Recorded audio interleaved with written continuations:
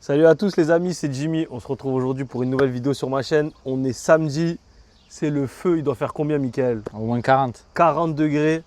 J'ai pas pu vous faire une vidéo parce que cette semaine on a eu pas mal de merde comme vous avez pu voir sur le titre de la vidéo. Donc désolé pour jeudi, mais je vous en fais une le samedi. Regardez, on est là, il fait chaud, il fait beau. Je préférerais être dans une piscine et je vous fais une petite vidéo pour vous montrer ma motivation. Les amis, catastrophe. On a eu beaucoup de merde aujourd'hui cette semaine, Mickaël. Ouais, on les a enchaînés. Ouais. Qu'est-ce qu'on a enchaîné comme merde un peu? Pour finir ou pour commencer? Pour commencer, si tu te souviens là à peu près. Pour commencer la mini.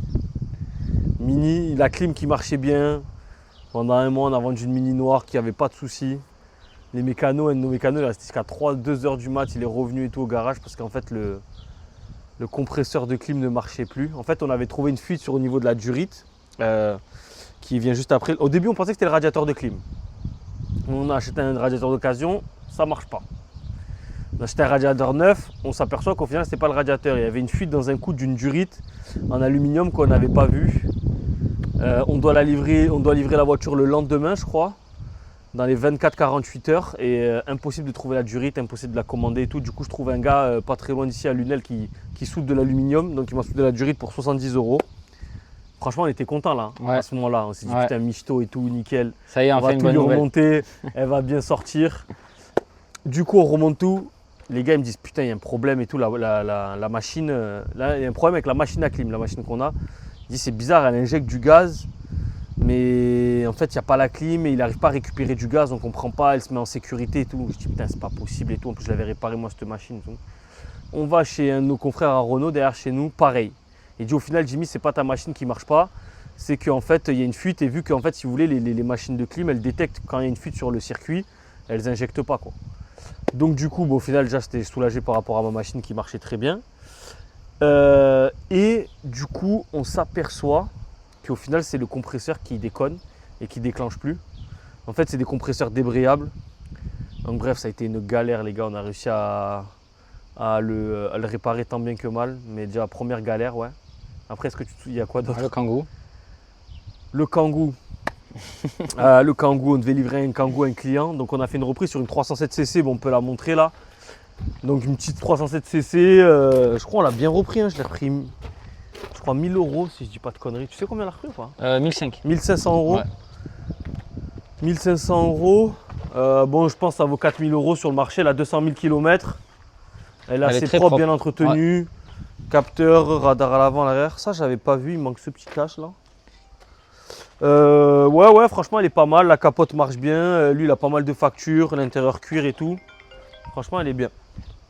Elle est bien. Bon, après, elle n'est pas neuve. Hein. Le cuir, il est un peu fissuré au milieu, mais vas-y, présente ça un petit peu. Moi, je l'ai testé. Elle roule bien. Elle a la clim auto, régulateur, limitateur. Elle est pas mal. Donc, on la reprend en 1005 sur un Kangoo. Donc, un Kangoo que j'achète. J'ai acheté combien ce Kangoo? Je crois que j'ai acheté 800 € aux enchères. On l'a revendu combien? On l'a revendu 2790. 2790, je fais une reprise sur ça. Non, franchement, on l'a bien truc. Et après, il a payé le reste. Ouais. C'était combien du coup? 1000 €. Il reste à 1000. Ok, parce qu'il avait déjà fait la compte et tout, donc nickel. Donc ça, je lui reprends. On va se mettre un petit peu à l'ombre, si tu veux bien. Ouais. Et du coup, donc ça se passe bien. Le Kangoo, ça fait déjà plusieurs fois qu'on le repousse parce que au début, on n'avait pas vu, le contrôle technique n'avait pas vu, mais il y avait une fuite au niveau de la crémaillère de direction.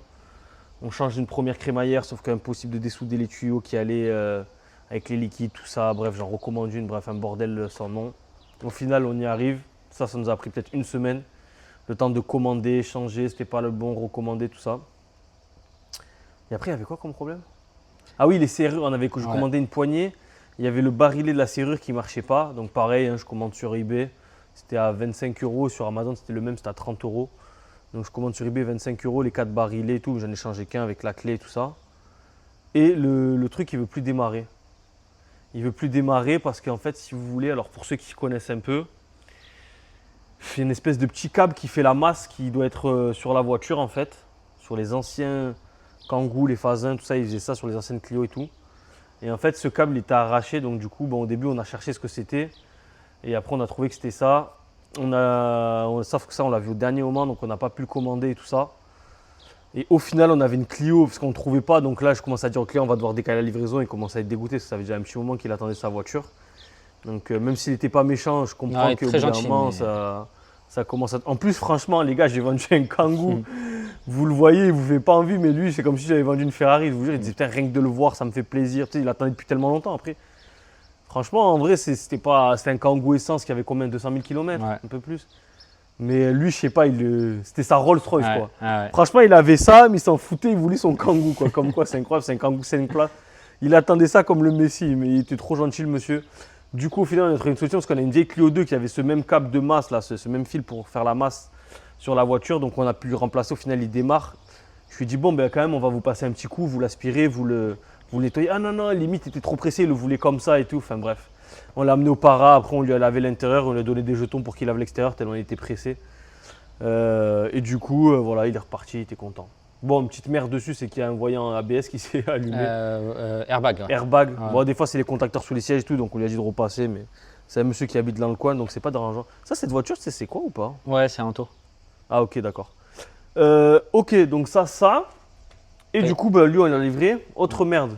La serrure de la Agila, qui n'était pas la bonne qu'on a reçue.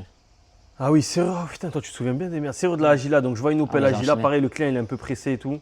Et au final, j'ai bien commandé sur eBay la avant gauche. Donc, sur eBay, des fois, tu attends entre 2 et 5 jours. On la reçoit. Au final, c'était la avant droit que j'ai reçue. Alors que sur le bon de commande que je reçois avec le colis, c'est bien marqué avant gauche. Ça fait perdre du temps. Du coup, j'ai recommandé. Donc, du coup, j'ai réussi à livrer la voiture comme ça au client parce qu'elle était pressée lui aussi. Donc, on a fait une reprise sur une 206 Roland Garros. Elle est ici ou pas? LOCT. Elle est au CT, dommage, on ne pourra pas la présenter, on la présentera dans une prochaine vidéo. Donc après une petite 206 Roland Garros, franchement elle est flambante. J'ai repris ça à 1200 €, je crois. Et du coup je voulais dire quoi Et donc du coup quand même la Gila, la serrure elle ferme à la clé de la porte avant conducteur, donc je lui livrais comme ça le truc. Et autre problème c'est que lui pareil le lendemain on Voyant avait moteur. un voyant moteur. Ouais. Donc il faut qu'on passe, il faut qu'on regarde. Je crois que c'était une sonde lambda, enfin je crois que c'est un truc pas très grave. Je crois que c'est une sonde, ouais, c'est ce qu'il a dit. Sonde lambda et tout, enfin bref. Au début, on l'avait eu ce problème parce que c'était une durite qui était mal fixée, on avait bien tout refixé. Et bon, comme quoi, des fois, hein, vous passez du temps sur les voitures, mais il peut y avoir des problèmes. Ça va quand c'est des clients qui habitent à côté, mais c'est vrai que quand ils sont plus loin, c'est plus chiant. Et le sujet principal. Attends, on va dire un peu les ventes. Oui, quand On va même, parler parce qu'on là-bas. a eu cette semaine. Alors, du coup, tu as vendu quoi la Opel Corsa? Franchement, il me parlait Ouais. de cette Opel Corsa, les amis, je l'avais oublié qu'on avait ça. Carrément, elle m'était sortie de la tête cette voiture. Donc, je sais même plus chez qui je l'avais acheté, donc j'ai pas envie de vous dire de conneries. Si, Donc on l'a acheté vendu chez- combien? C'est la 1980 €. Ouais, Opel Corsa de 99 et 125 000 km. Je crois aucune qu'elle a option. même pas la clim. Hein. Non, non, non, Il aucune y a option. juste un poste radio. Vas-y, on va filmer l'intérieur un peu. Ah les gars, c'est des bonnes vieilles voitures à l'ancienne ça. Donc ça, tu l'as vendu à quoi comme client? C'est un critère 3. C'est quel type de client? Un jeune? Ouais, plutôt jeune, un couple. Et Ok. voilà, eux, c'était Comme surtout quoi, une les petite amis, voiture, il en faut pour toutes les bourses. Hein. Donc voilà, bon, il y a juste ça un peu qui se détériore un peu. Bon, après, c'est un petit prix, mais en soi, en carrosserie, elle est pas dégueulasse. Hein. Elle, on lui a passé le contrôle technique et tout. Il y a beaucoup Ouais. de frais à faire dessus ou pas? Non. Non. Non, non, franchement, il n'y a Elle pas est grand-chose, assez il est propre. propre le contrôle technique. Eh ben parfait, donc ça une petite vente, franchement, à mon avis, j'ai pas dû acheter ça cher. Tu sais d'où elle vient toi ou pas du Ouais, tout? Non autostock. Ah ouais? Chez C'est nos juste amis. avant de partir en vacances. Ben c'était ok. Eh ben voilà. Je pense que j'ai dû acheter ça 500 €. À deux têtes, 400, 500 balles je pense. Peut-être 600, je sais même pas, je saurais pas vous dire, j'ai pas envie de vous dire une connerie. Mais moi j'ai pas dû la payer bien cher, donc ça c'est un. S'il n'y a pas de souci, c'est un projet rentable. La Ford Fusion, La Ford Fusion, elle est où? elle est là-bas, là. À côté de la Là-bas. Corsa. Ça, ce sera le sujet de la vidéo, les amis. On va en parler juste après.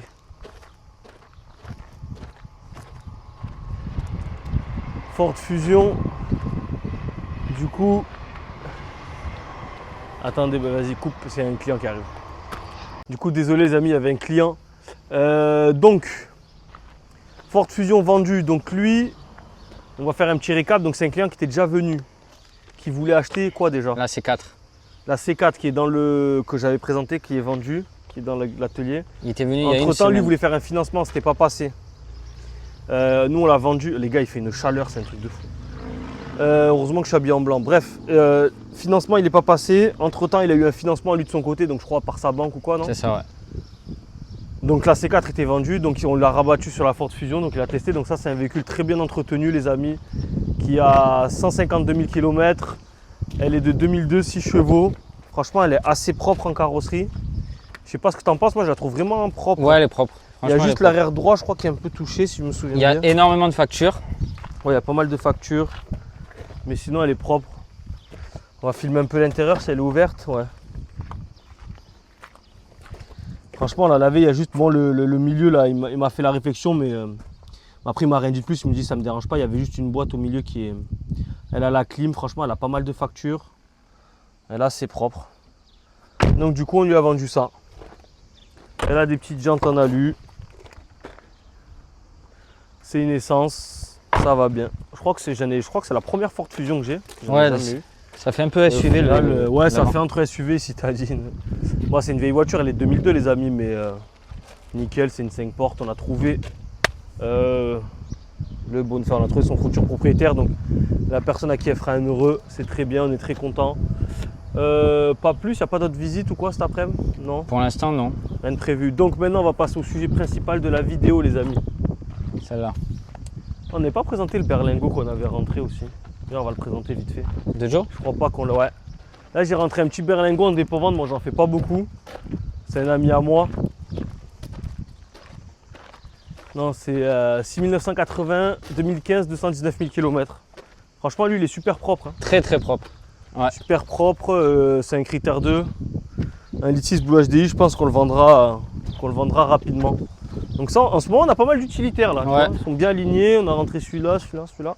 Il y en a pas mal et on a vendu celui-là. Donc ça, c'est un utilitaire 5 places, c'est un Fiat Doblo. Donc lui, pareil, ben, il appartient à ma cousine. Donc pareil, c'est un dépôt-vente. Je m'occupe de lui vendre pour elle. Donc je pense qu'on l'a déjà présenté sur la chaîne. Donc c'est un 5 places, c'est assez rare. Il y a quand même du coffre à l'arrière. Donc ça, c'est pour joindre l'utile à l'agréable, on va dire. Voilà, après classique, hein, il n'est pas optionné de fou parce qu'il n'a pas de il n'a pas de feu auto. Je crois qu'il a le régulateur quand même. Ouais, il a le régulateur.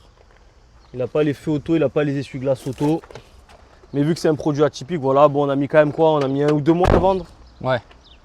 Un On bon l'a vu mois, ouais. affiché un peu plus cher au début. Et donc les amis, pour vous faire, donc celui-là il était vendu. Donc dessus, ce qu'on a fait, il y avait perte de puissance, donc on a changé capteur de pression de turbo. Voilà, je réfléchis, je ne fais pas de conneries. On avait changé le relais aussi au niveau de la ventilation, parce que si vous voulez, la ventilation elle marchait qu'en position 4, sauf que quand ils vendent des voitures à 10 000 euros, c'est compliqué quoi. Donc ça au final les clients ils l'avaient même pas vu, mais nous on l'a fait de nous-mêmes. Donc vu qu'en 1, 2, 3 ça marchait pas, du coup on l'a changé. Ça marchait, il y avait le lève-vitre aussi, il marchait nickel. Au moment de quand le client part de la tester et tout, ben, la vitre elle est restée en bas, c'est ça. Donc là on C'est ça, s'est fait un peu ouais. chier sur la vitre arrière droite, la vitre qu'on a changé. Et on a changé, il y avait un clac-clac quand vous tourniez à gauche, donc ça c'est coupelle d'amortisseur. Et on a changé les biellettes de barre stable. Et du coup tout était nickel, donc les biellettes de barre stable au final les avaient reçues le lendemain, donc hier matin. On la remonte sur le pont. Et regardez ce qu'a fait la catastrophe les amis. On devait la livrer aujourd'hui. Hein. Elle était neuve. La catastrophada de notre mécano, Fabio. Franchement, j'ai reçu la vidéo film un peu parce qu'il faut bien voir là. Ouais. J'ai reçu la photo, la vidéo, j'étais écœuré hier. Je me suis dit, qu'est-ce qu'on va dire aux clients? Les clients, ils partent 3 mois à l'étranger, ils attendaient cette voiture comme le Messi. Heureusement, ça influe pas sur ça. Donc ça va, elle s'ouvre. Mais du coup, franchement, elle n'était pas bien. Attends, viens, on se met un peu à l'ombre parce que les gars, je vais canner. Du coup, bah, qu'est-ce qu'on a dû dire, Mika? On a dû broder. Hein. Eh ben ouais. 3 solutions. Ils la prennent comme ça. Quand ils rentrent de vacances, on leur refait la carrosserie. Deuxième solution, ils nous la laissent une petite semaine de plus, 4-5 jours de plus. On l'amène chez le carrossier, il la refait et ils repartent avec. Troisième solution, on leur déduit le prix et ils la prennent comme ça. Enfin, j'essaie de, enfin, au mieux quoi, hein, mieux pour, enfin voilà, je laisser le client choisir. Ou quatrième solution, je leur ai dit, ben, s'ils partent en voyage, c'est qu'ils partent en Italie.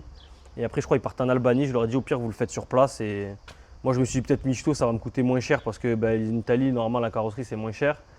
Ils le font là-bas, je leur envoie un virement et emballer, c'est pesé. Au final, ils ont décidé quoi déjà? De venir le chercher. De venir Et chercher et ils on fera les travaux au ouais, retour. quand ils reviendront. Ok. Donc voilà, écœuré les amis. Ouais. En fait, il a voulu la monter sur le pont. Et nous, si vous voulez, à la base, il y avait une ancienne salle de sport dans le local où on était. Il y avait des espèces de caissons en bois autour des poteaux. Et en fait, bon, du coup, on l'a viré parce que lui, il faisait trop chier. Et quand il a tourné, il y avait l'armoire qui a gêné. Bref, il y avait la porte ouverte et catastrophe. On a dû la sortir au cric, la décaler pour pas que ça empire au niveau de la porte et tout. Mais du coup, un peu écœuré. Hein. Ça va niquer les bénéfices là. Donc voilà les amis, c'est catastrophe. Mais moi, cette semaine, après, sans des problèmes, il y en a et il faut y gérer, hein, point par point, étape par étape. Et voilà. Donc les amis, pour finir la vidéo, je vais répondre un peu aux questions. Tiens, si tu veux me le déverrouiller, parce que c'est pas mon téléphone est en train de filmer. On va répondre aux questions qu'il y avait sur la dernière vidéo. Je vais essayer de les reprendre dans l'ordre. Alors, Mafia FW5HR. Salut Jimmy, je repose ma question car j'aimerais avoir vraiment ton retour au-dessus. Sur tes 100 premiers véhicules, que as-tu vendu? Tu as eu combien de retours clients à peu près pour qu'on se fasse une petite idée aussi? Quelles sont les causes les plus fréquentes de tes retours? Et si tu as des tips pour éviter ça, comme par exemple des conseils à donner aux clients, sinon force à toi, tu régales avec tes vidéos. Franchement, au niveau des statistiques, c'est compliqué de vous dire, mais je pense que j'en avais moins qu'avant. J'en avais moins qu'avant, pourquoi? Enfin, j'en ai plus qu'avant, pourquoi? Parce que déjà avant, je ne faisais pas autant de volume. Donc du coup, j'avais forcément, j'avais moins de retours. Hein, je sais pas, je vous dis, c'est des statistiques. Si vous vendez 30 voitures par mois ou si vous vendez 5 voitures par mois, forcément, vous allez avoir moins de retours. Quoi. Quand vous allez vendre 30, je dis une connerie, vous allez peut-être avoir 6 retours. Et quand vous allez en vendre 5, vous allez en avoir 0 ou peut-être 1. Quoi. Donc du coup, ça y fait. Deuxième chose, vu qu'on était souvent moins pressé par le temps, qu'on avait plus de temps pour préparer la voiture, vu qu'on vendait moins de voitures, peut-être, je ne sais pas, je fais des extrapolations, mais peut-être qu'on regardait plus les voitures, qu'on avait plus le temps de les tester, de les essayer, de les préparer et tout ça. Et donc peut-être que vu qu'on les préparait mieux, on avait moins de retours. C'est possible, c'est la question que je me pose. Mais bon, pas forcément parce qu'on sous-traitait, on n'avait pas forcément autant de moyens qu'on a aujourd'hui, parce qu'aujourd'hui on a des gros ateliers et tout. Donc je sais pas, des fois après aussi il y a des périodes, hein, sachez que j'en parle à tous mes collègues qui sont dans l'automobile. Il y a des mois où vous n'allez pas avoir de retour, il y a des mois où vous allez avoir que ça, vous allez avoir envie d'arrêter l'automobile carrément. Donc ça vraiment c'est des vagues, c'est des périodes. T'en penses quoi toi Mika? C'est périodique ou pas? Ouais, c'est périodique. Après, comme tu dis, ça dépend des ventes. Ouais voilà, ça dépend aussi des voitures que vous vendez. Ouais. C'est un peu petit bonheur la chance. Donc je sais pas, mais en termes de statistiques, après il y a retour et retour, mais. Enfin, nous on vend des. Je sais pas le pourcentage que ça doit Faudrait être. qu'on le calcule. Ça. 1 sur 3 peut-être? Ouais, à peu près. Ouais. 1 sur 3, bon c'est énorme, mais. Enfin c'est énorme. Bah après, c'est de la voiture d'occasion. Ça dépend, ouais, voilà. Donc, après, il y a retour et retour. En fait, il y a des retours, des fois, ça ne vous concerne pas. Comme je dis aux clients, quand on vend une voiture, c'est les garanties moteur, boîte, pont. Voilà, c'est ça, des fois, ils vont nous dire quoi? Ouais, voilà, ce matin, on a eu quoi, exemple? Je mets la clé dans le Neyman. Le Neyman, la voiture, elle ne démarre plus. Mais bon, ça, c'est pas pris en garantie. Vous voyez, par exemple, le Neyman. Mais il a compris le client. Ouais, voilà, c'est ça. Donc, voilà, c'est un exemple parmi tant d'autres. Donc, après, ça dépend ce qu'on considère comme retour ou pas. Et moi, ce que je conseille vraiment, c'est ce qu'on en parle nous en ce moment, qu'on essaie de vraiment mettre en place, c'est le discours au départ quand vous vendez la voiture, les amis. Bien expliquer aux clients ce qui est pris en charge, ce qui n'est pas pris en charge, moteur, boîte, pont. Donc moteur, moi je leur dis souvent pour faire un truc simple, c'est le moteur, si on tourne la clé qui démarre, il tourne bien, il n'y a pas de souci, les vitesses passent bien, vous pouvez marche avant, marche arrière, 1, 2, 3, 4, 5, 6, que les vitesses ne sautent pas, ne craquent pas et tout. Voilà, c'est ça qui est pris en garantie. Après tout ce qui est capteur, freinage, électronique, climatisation, essuie-glace, je sais pas moi, les Neyman, tous ces trucs-là, c'est pas pris en charge. Donc ça, il faut vraiment avoir un discours clair et cohérent dès le début. Nous, on explique bien que c'est des voitures d'occasion, qui ont des forts kilométrages, que c'est des garanties commerciales, qu'on le fait en gros, voilà, on fait 3 mois ou 5000 km. Avant, on ne disait pas les 5000 km, maintenant on va le rajouter. 3 mois ou 5000 km, parce que des fois, on peut avoir des clients qui roulent beaucoup. Comme ce matin, on a eu un problème avec un Touran, le gars, il avait fait 6000 km en même pas 2 mois. Donc voilà, il faut être transparent dès le début pour éviter les problèmes après. Et je pense que si le discours il est transparent dès le départ, ça vous évite beaucoup de problèmes. Et ça vous permet de vendre plus d'extensions de garantie aussi. Merde, il s'est reverrouillé. Merci. Donc voilà pour cette question. Alors, Nicolas Noguera 1571. Salut Jimmy, j'espère que tu vas bien. Qu'est-ce que tu utilises pour prendre les acomptes? Peux-tu expliquer comment ça fonctionne, s'il te plaît? Merci d'avance et bon courage à toi et ton équipe. Donc, salut, merci pour ton commentaire. Les acomptes, bah, très simple, hein. On utilise quoi? Espèces, carte bleue, carte bleue. ou virement, mais c'est très rare. Souvent, ça va être espèce, carte Lien de bleue. paiement, des fois. Lien de paiement, voilà, vous avez des liens de paiement à distance. Exemple, la personne, elle a vu la voiture, elle réfléchit. Le soir même, elle vous donne la réponse. Pour éviter de revenir, on envoie un lien de paiement via SumUp ou autre. Il y a pas mal d'organismes qui le font. Et du coup, il rentre sa carte, il fait le lien de paiement. Vous avez reçu vous recevez les sous 2-3 jours et voilà. Ça évite au client de se déplacer et au moins vous avez validé votre vente. Peux-tu expliquer comment ça fonctionne? Rien de compliqué, hein. Nous, on fait une visite. Si le client il est chaud, on lui explique qu'il faut laisser un acompte. Parce que nous, en fait, on prépare les voitures par ordre d'acompte. Si vous voulez, on a trop de voitures, surtout c'est des petites occasions, donc on ne peut pas les préparer en avance, malheureusement. Donc on prépare la voiture, on commande les pièces quand on a eu l'acompte sur la voiture. Donc après, on fait un bon de commande et du coup, sur le bon de commande, l'acompte apparaît. Donc une voiture à 3 000 €, si la personne a acheté 500 €, il y aura marqué reste à payer 2 500 €, quoi. Et sur le bon de commande classique, hein, il y a vos adresses à vous, les coordonnées du client, les infos de la voiture, voilà. Quelque chose de assez simple. Alors, qu'est-ce qu'on a d'autre? Au carreau secondaire, Jimmy, tu bosses avec quelle boîte pour proposer des financements? Donc nous, actuellement, on bosse avec Lenbox et Finzer. Donc voilà, c'est des boîtes spécialisées. En gros, ils travaillent avec Floabank et d'autres organismes. C'est des boîtes spécialisées dans le financement de voitures. Parce que vous avez d'autres boîtes qui sont spécialisées comme, je sais pas, Alma, ou il y a 2-3 autres trucs pour payer. J'ai plus les noms en tête là, sur le site de Brico Dépôt, des fois je l'ai fait, c'est un paiement de plusieurs fois, c'est Alma, bref, il y a d'autres trucs.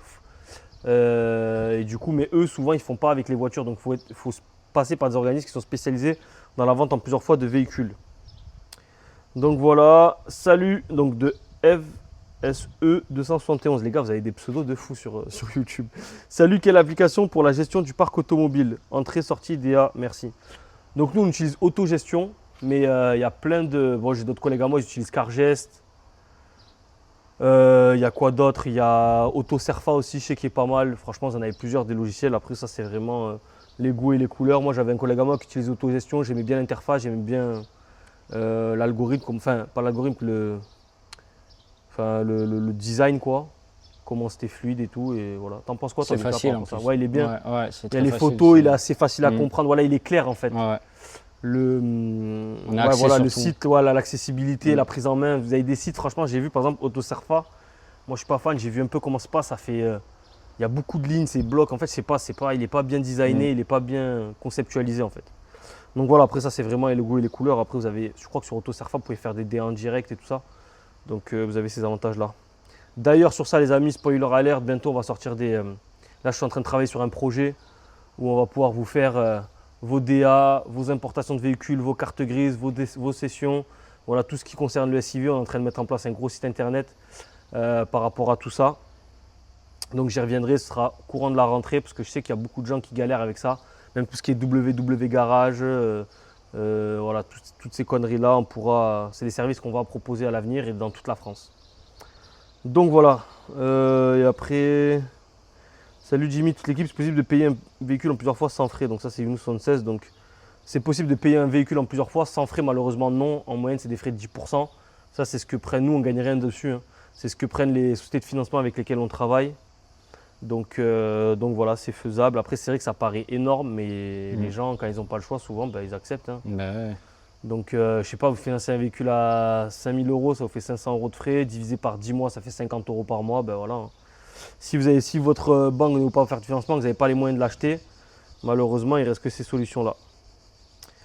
Et voilà pour cette dernière question. Après, on a d'autres commentaires auxquels j'ai répondu par écrit. Donc voilà les amis, en espérant que cette vidéo vous aura plu. Franchement, on a souffert, il fait très très très chaud ici dans le sud. Surtout dans le Gard, il n'y a pas trop d'air, enfin un petit peu, mais...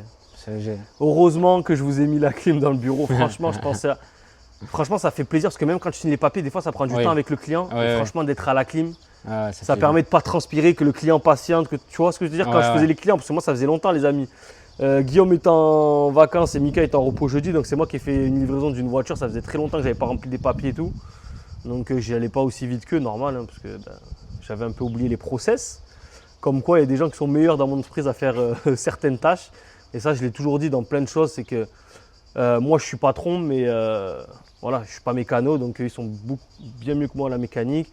Je sais pas, Mika, il est bien mieux que moi en management, en communication. Guillaume, il est bien mieux que moi sur d'autres trucs. Donc voilà, moi, je sais mes qualités, mes défauts. Et on se complète. Quand vous êtes patron, malheureusement, vous ne pouvez pas être le meilleur dans tous les domaines. Après, moi, j'ai d'autres qualités. Mais c'est bien de s'entourer de gens avec qui vous vous complétez dans l'équipe pour faire avancer le bateau au plus vite et dans un sens commun. Moi, comme je dis toujours, on est dans le même bateau, les gars, on essaie tous de s'en sortir. On est là ici pour faire notre argent. Donc voilà, hein. Je ne suis pas multimillionnaire, je ne suis pas une grosse concession. Donc j'aimerais bien, mais aujourd'hui, c'est le discours que je peux avoir. Si demain, je gagne au loto, j'aurai malheureusement plus le même discours, mais on n'en est pas encore là. Donc voilà les amis, on se dit à plus tard. N'hésitez pas à poser d'autres questions dans les commentaires et j'essaierai à chaque vidéo de faire un petit point question à la fin des vidéos. Voilà, de répondre à 2-3 questions sur chaque vidéo, ça peut être pas mal. Qu'est-ce qu'on peut se dire d'autre? À bientôt, likez, partagez, abonnez-vous. À plus tard, ciao.